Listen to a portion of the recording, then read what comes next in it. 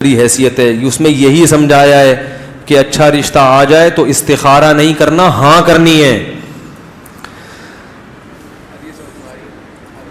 بھائی نبی نے فرمایا کہ اذا خطب الیکم من ترضون دینہ وخلقہ فزوجوہ، جب کوئی اچھا رشتہ آئے تو نکاح کرو. یہ نہیں فرمایا کہ استخارہ نکالو. صحیح ہے؟ تو استخارے میں ہاں نکلے یا نہ نکلے، اچھا بندہ ہے تو استخارہ کرنا ہے، بندہ صحیح نہیں ہے تو استخارے میں ہاں ہے تو بھی نہیں کرنا. سوال میں بھی استخارہ کس بات کا؟ استخارہ کا جو مطلب لیا جا رہا ہے وہ مطلب ہی غلط ہے. آج کل استخارے میں نکل رہا ہے تو آپ کا دماغی فطور بھی ہو سکتا ہے. وہ کیا ہو گیا؟ غلط کہہ رہا ہوں؟ حدیث میں تو کچھ بھی نہیں ہے. حدیث میں تو آتا ہے جس کو کوئی کام کرنا ہو اور وہ بیچارہ کنفیوز ہو تو کیا کرے گا؟ اے اللہ، تو وہ دعا پڑھے گا، دعا مانگے گا 2 رکعت پڑھ کے، اس میں کیا ہے، اللہ یہ کام بہتر ہے تو مقدر کر دے، بہتر نہیں ہے تو مقدر نہ کر. نکالنے کا تو کچھ ہے ہی نہیں، مجھے بتا دے کہ یہ اچھا رشتہ ہے، کوئی پازیٹو کچھ بھی نہیں ہے. اس دعا کی برکت سے کیا ہوگا کہ اور اللہ کی مدد شامل حال ہو جائے گی. کرنا وہی ہے جو سمجھ میں آ رہا ہے، اور اچھا رشتہ ہے تو سمجھ میں نہیں آ رہا تو اس کا مطلب آپ اچھے نہیں ہو، پھر آپ خود فالٹ ہے آپ کے اندر. اور اگر رشتہ اچھا نہیں ہے پھر سمجھ میں آ رہا ہے تو بھی آپ اچھے نہیں ہو. تو پہلے اپنے آپ کو اچھا بناؤ تاکہ اچھے لوگ آپ کو سمجھ میں آئیں اور برے لوگ آپ کو سمجھ میں نہیں آئیں. ہاں یہ فیصلہ نہیں ہو رہا کہ رشتہ یہ بندہ ٹھیک بھی ہے یا نہیں ہے تو اس کا بھی استخارے سے نہیں پتہ چلے گا. اس کے بارے میں رپورٹ طلب کرو. کیا طلب کرو؟ رپورٹ. میں وہی مسقط میں تھا تو وہ ایک مولانا ابو الحسن علی ندوی رحمہ اللہ تعالیٰ کے شاگردوں میں سے ایک بڑے عالم تھے. وہ مجھے ملے، انہوں نے کہا آپ کا یزید کے بارے میں کچھ بیانات آئے ہیں تو میں کچھ یزید کے بارے میں میرے پاس بھی کچھ حوالے ہیں آپ کو لکھواتا ہوں. میں نے کہا لکھوائیں. تو جب میں لکھنے لگا نا تو میں نے اوپر عنوان ڈالا یزید کے بارے میں رپورٹ. وہ ان کی نظر پڑ گئی. انہوں نے کہا یہ کیا؟ میں نے کہا ہمارا یہی اسٹائل ہے. میں نے کہا جو کچھ آپ بتائیں رپورٹ پیش کر رہے ہیں نا. میں نے کہا ہمارا عنوان ایسا ہی ہوتا ہے، آپ خیر اس کو نہ دیکھیں، آپ رپورٹ لکھوائیں.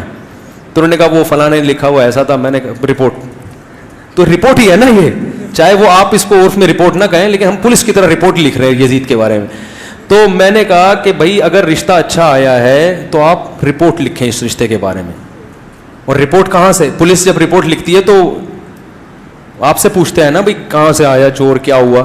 تو آپ بھی اس محلے میں جا کے اس بندے سے متعلق اہل محلہ سے رپورٹ طلب کریں. بھائی کسی نے گھنٹی بجا کے بھاگتے ہوئے تو نہیں دیکھا اس کو، چپل چراتے ہوئے تو نہیں دیکھا، اسکول میں کیسا ہے، کالج میں کیسا ہے، ابا سے اس کا سلوک کیسا ہے، اماں سے اس کا سلوک، تنخواہ کتنی ہے، کوئی بیماری تو نہیں ہے. بھائی یہ جو زکام آپ کو ہو رہا ہے یہ دائمی تو نہیں ہے، ابھی چلو ابھی مجھے دیکھ کے چھینک آ گئی آپ کو، ایسا تو نہیں ہے کہ ہر وقت چھینکتے ہی رہتے ہو.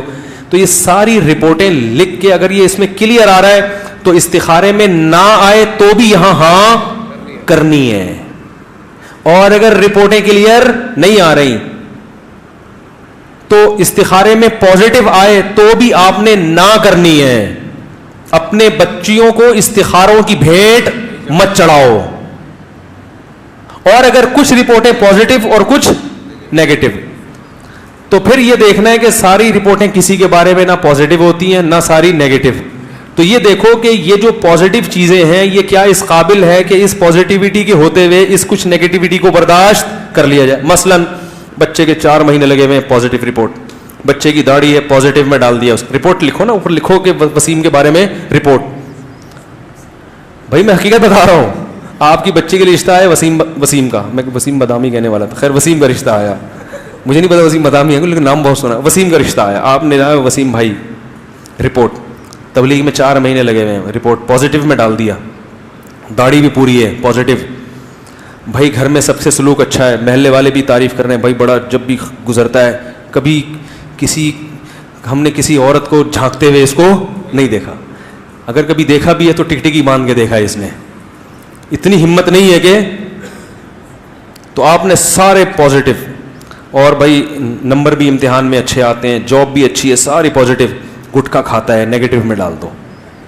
سگریٹ پیتا ہے، نیگیٹو میں. صحیح ہے نا؟ اب 2 نیگیٹو اور سارے کیا آ رہے ہیں؟ پازیٹو. تو آپ دیکھو یار اتنی ساری چیزیں ہوتے ہوئے گٹکا قابل برداشت ہے یا نہیں ہے. تو بچی سے کہو بیٹا دیکھو بہت اچھا آدمی ہے، گٹکا برداشت کر لو گی؟ ہے بھائی. اگر وہ کہے کہ برداشت نہیں کر سکتی تو اس سے بولو ٹھیک ہے. ایک اور دوسرا ہے وہ گٹکا نہیں کھاتا, وہ گٹکا نہیں کھاتا, شکل اچھی نہیں ہے, یہ ہے گٹکا نہیں کھاتا. سارے قوائف وہی ہیں, تبلیغ میں وقت بھی لگا ہوا ہے. اور یہ میں آپ کو مذاق نہیں کر رہا, حقیقت بتا رہا ہوں. استخاروں کی بھیٹ مت چڑھاؤ, گراؤنڈ ریئلٹی کو دیکھ کے فیصلہ کرو سوٹیبل ہے یا نہیں ہے. تو آپ نے بچی کو دکھایا, دیکھو بیٹا یہ ایک دوسرا والا ہے, گٹکا نہیں کھاتا, سگریٹ نہیں پیتا, پان نہیں, بہت بہترین دانت دیکھو کیسے نیٹ کلین, ایسا لگتا ہے تیزاب سے دھوتا ہے روزانہ دانت. لیکن اس میں مسئلہ تبلیغ میں بھی وقت لگا ہوا ہے, مسئلہ ہی شکل دیکھ رہی ہو, شکل. تو وہ کہے گی بھائی اتنا بدصورت آدمی مجھے برداشت نہیں ہے. چلو یہ تیسرا ہے, اس کی شکل اچھی ہے, گٹکا بھی نہیں ہے, لیکن تم عالمہ ہو, تم دیندار ہو, نہ تبلیغ میں وقت لگا اس کا, نہ علماء کے بیانات سنتا ہے, اور کچھ پتہ نہیں ہے کب دین سے واپس پھر جائے. شکل اچھی ہے. تو وہ کہے گی نہیں ابا مجھے تو دیندار, اگر دیندار لڑکی ہو مجھے تو دیندار رشتہ چاہیے, علماء سے کچھ تعلق تو ہونا چاہیے نا, یہ تو گمراہ ہو سکتا ہے کل.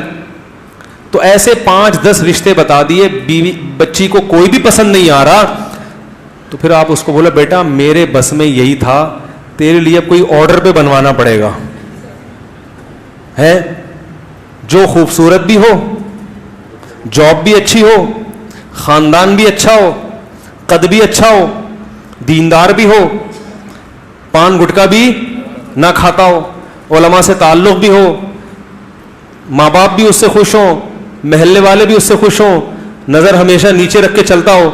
تو بیٹا اس کے لیے میں نے آرڈر دیا ہے, آرڈر پہ مال تیار ہو رہا ہے. ظاہر ہے انسان آرڈر پہ تیار نہیں ہوتے, تو اس کو کہیں گے بیٹا پھر تم شادی کرنا انہی 10 میں سے جس کو بولو گی تو وہ خود فیصلہ کرے, آپ بھی فیصلے میں مدد کریں, کیونکہ اصل تو باپ کو بڑی ویلیو ہے اسلام میں.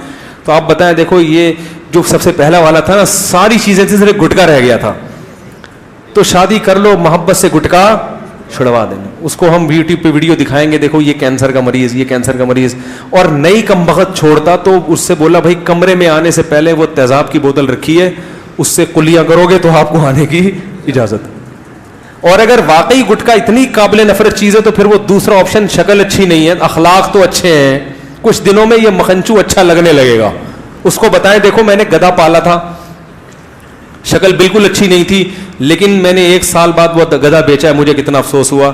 تو بیٹا دیکھو گدھے کے ساتھ بھی انسان رہتا ہے تو محبت ہو جاتی ہے, یہ تو پھر بھی انسان ہے, تھوڑی بیچاری کی ڈیزائننگ عجیب سی ہے, تو دیکھو تمہاری امی نے بھی تو برداشت کیا ہے نا.